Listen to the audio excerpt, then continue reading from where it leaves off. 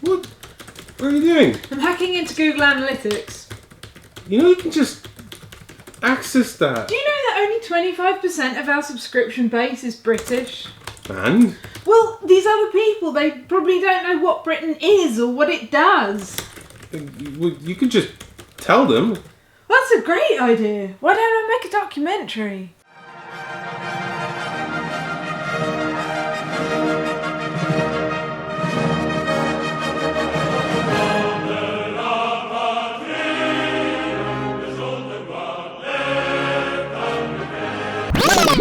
Britain produces the most posh people in the world, and lots of them are printed here in Oxford at the Oxford University Press. Britain has grade A 100% posh British. Britain is famous for its film industry, and behind me is the world-renowned Pinewood Studios, which produced not only Star Wars and James Bond, but such classics as Evel Knievel's Oscar-nominated adaptation of Finnegan's Wake and the live-action version of Tom and Jerry film To Cat or Not to Mouse. Britain has also recently forayed into the world of television with White Dude in an Office and 3 racist old dudes in a car. And here we see something that may only be found in Britain. The wild mattress in its native habitat. Just look at its spring plumage, look how it's presenting the whiteness, it's so wonderful. I haven't seen anything like this anywhere else in the world. I'm sorry, this is literally rubbish. Oh, okay. I mean, isn't there anything else that's like actually good about I mean, the Star Wars thing was cool, but well, how about there is this game that's designed by 2 actual British people. What, from Britain? From Britain, British. Like British. Britain. 100 Britain. Yes. Yes. Britain.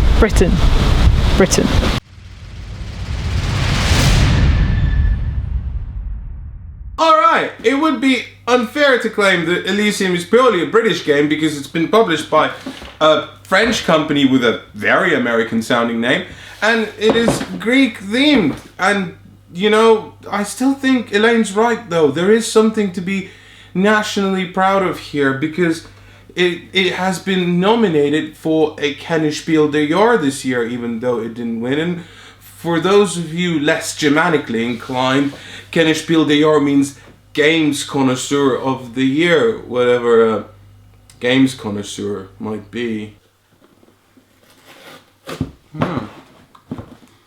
Yeah, a hint of almond, strawberries. It's pretty good.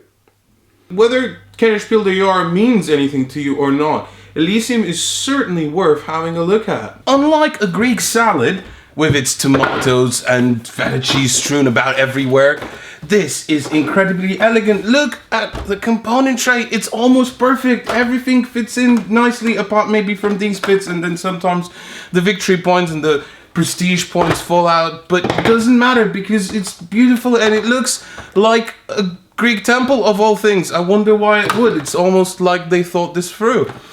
And this elegant approach to design doesn't just restrict itself to the component tray. No, it follows you from the moment you open the box to the very last victory point. It's kind of easy to see how the concept for Elysium came about. Hey man, what if there was like a game where you had to make really cool combos, but then when you made the really cool combo, you have to break it apart. Whoa! And that is pretty much the gist of Elysium. Essentially what you have here is 2 very staple board game mechanics blended together into one game, and that is completely fine. Each round in the game you will deal out a number of cards based on how many players are playing, and then one at a time you will be taking these to make your very cool combos, and by the end of the round, most likely most of these will be gone. That's because Elysium is partly a drafting game where you take cards one at a time and place it in your domain. Now, the cool thing about drafting is that it's not just about taking the best card, but it is about building your strategy based around what other players are doing as well, anticipating their moves in advance, and then kind of deciding how you're going to play things out based on that. Because you see, okay, so let's say I want to take this card because I think it's really good and there's something there that combos well with it, well, I have to not forget that before I get to take a second card, other players will be taking cards as well. And if I hadn't predicted my opponent's actions accurately, then all the good cards eventually will be gone, and I'll just be left with this thing that's, you know, like last night I thought it was a good idea, but then I woke up next morning next to her, and then I realized that she's really not the one, because she's not scoring me any victory points. But in Elysium, you can't just take cards willy-nilly. Oh no. See, remember when you were a kid and your mom used to say to you, if you want to take a card, you must have a corresponding prerequisite. And do you know what? Funnily enough, turns out your mom was right. Just like in your childhood, cards in Elysium need a colored pillar prerequisite, which is located right here. So if I wanted to take this card, I would still have to have a blue pillar available. But the real trick here is that every time you do take a card, you have to give up one of the pillars, irrespectively of what the prerequisite was. To make matters even more complicated, you also have quests, and quests also have prerequisites. And you might think that they are going to send you on, you know, some sort of adventure to slay a Hydra or seduce a Medusa, but actually they're just kind of cardboard slabs that give you stuff. And that's alright, you see, because the real trick about quests is that you have to take one of these, and you have to take, throughout a turn in Elysium, exactly 3 cards and 1 quest, if possible. And what ends up happening is that you have this minefield you're navigating each round. When your turn starts, you're thinking, alright, if I take this card, and then I give up the blue pillar, and then I take this card and give up the green pillar, and then I take this quest, will I still be able to take this card and this card? No, they'll be either gone, or I won't be able to take them because I've only got the yellow pillar left. And more importantly, if I take every single quest, what's going to happen to this temple? Is it just going to collapse? Well, no, it's not, because it's flat and it's just made out of cardboard, really. The cool thing about Elysium is that everything you take from this card drafting area, it does something. It's great, whether it's giving you some coins or victory points or prestige points. It's all something, and it makes you feel kind of awesome. And the coolest thing about the game is that once you take something and you have all these cards that do cool things, then you have to transfer them to the Elysium down here, and it has this really pretentious name of writing a legend, but all you actually do is you just do that, really. This is all that happens. But the reason you do it, you see, is because your cards in your domain, as I mentioned, do things, but as soon as you transfer to the Elysium, they stop doing whatever you're doing, and you're breaking apart all the combos. But the reason you do it is because at the end of the game, if you collect these in certain sets, they will score you a lot more victory points. So you kind of want to keep transferring cards to the Elysium. And this is where the really tricky part of the game comes in, because this cool thing happens the first time you play, and on the first round you think, oh wow, I'm going to take this card and it's going to be really cool, it's going to have this awesome ability, and then you realize that actually at the end of the first round you get an opportunity to transfer cards, and you go, I should probably transfer this card because I need to transfer something, and then I lose the opportunity to do so. And you feel a lot better if you kind of preempt that really well, because there are certain cards that, for example, trigger only when you take them. They do something only when you take them, and then they pretty much just become paper with some ancient Greek art on it, and you transfer that and you feel really, really smart. It's really cool. It's really cool. The game's cool and awesome. Really it is, I think.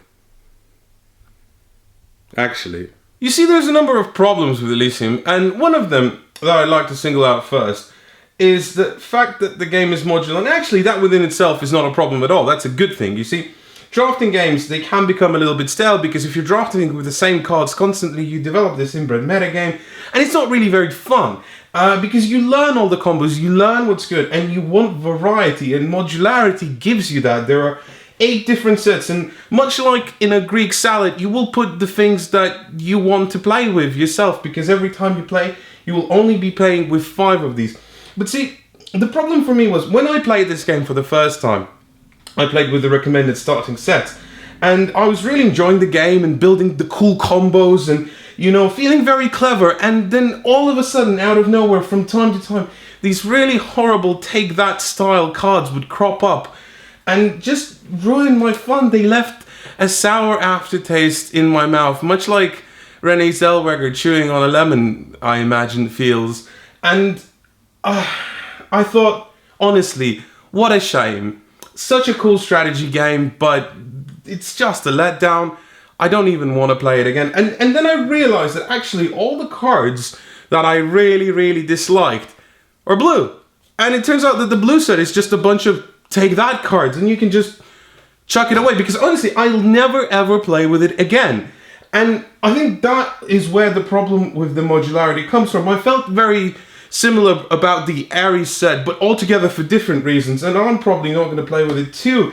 So now, out of the 8 sets of cards, I've kind of whittled it down to 6, so there's not a lot of modularity left, and I think that's the problem for me. Yes, you can tailor the game to play how you want it to play, but after that, the variety is most likely to be gone. You might like Take That mechanics, and that's completely fine. The game tailors itself to you, which is a good thing. But let's talk about art a little bit, or ham and cheese in this case, because the art in this game is as thick as a ham and cheese sandwich.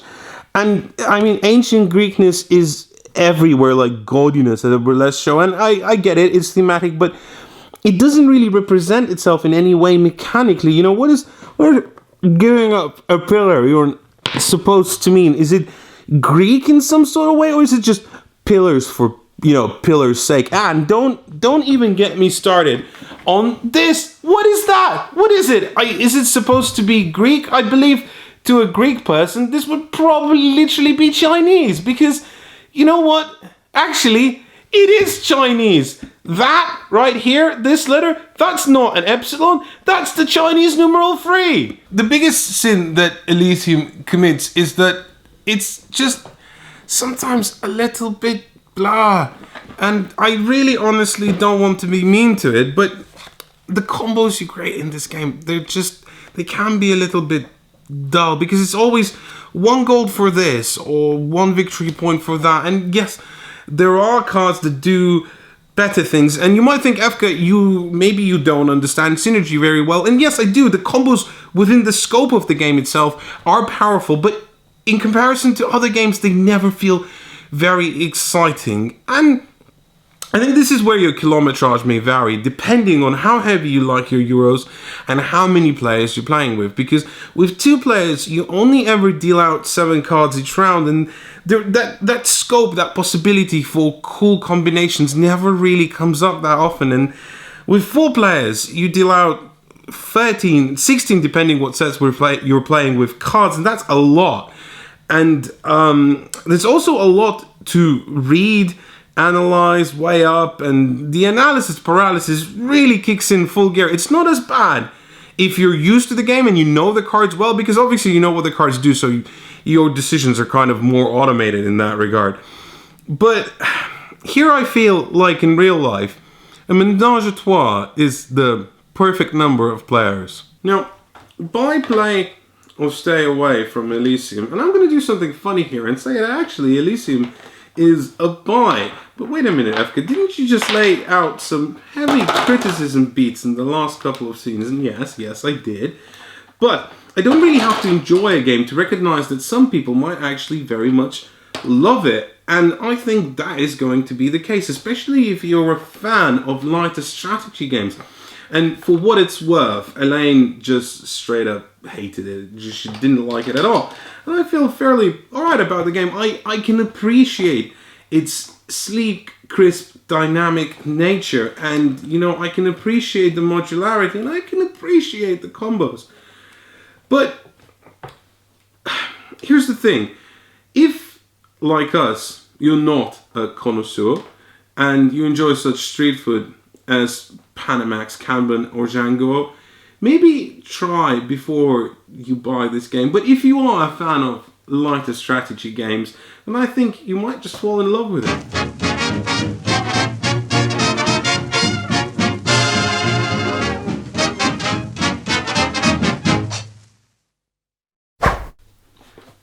Hello, no pun included, Board Game Army. How are you doing? We're doing better. Now, if you've been following us on social media, you might know that recently Elaine's not been well. And I just wanted to let you know that very gladly things are getting better and we have more and more time and capability to do videos again, which is exciting. And that's why I'm recording this message, to say that there will be more videos very soon in the future, and stay tuned into No Pun Included. Subscribing is very important. It will make Elaine get better soon, so that's a thing that you might want to happen. And also like us on Facebook and Twitter, which is the social media thing. And I know social media can be a little bit annoying these days, but you know, it'll cheer you up because we'll be on there. It's a good thing.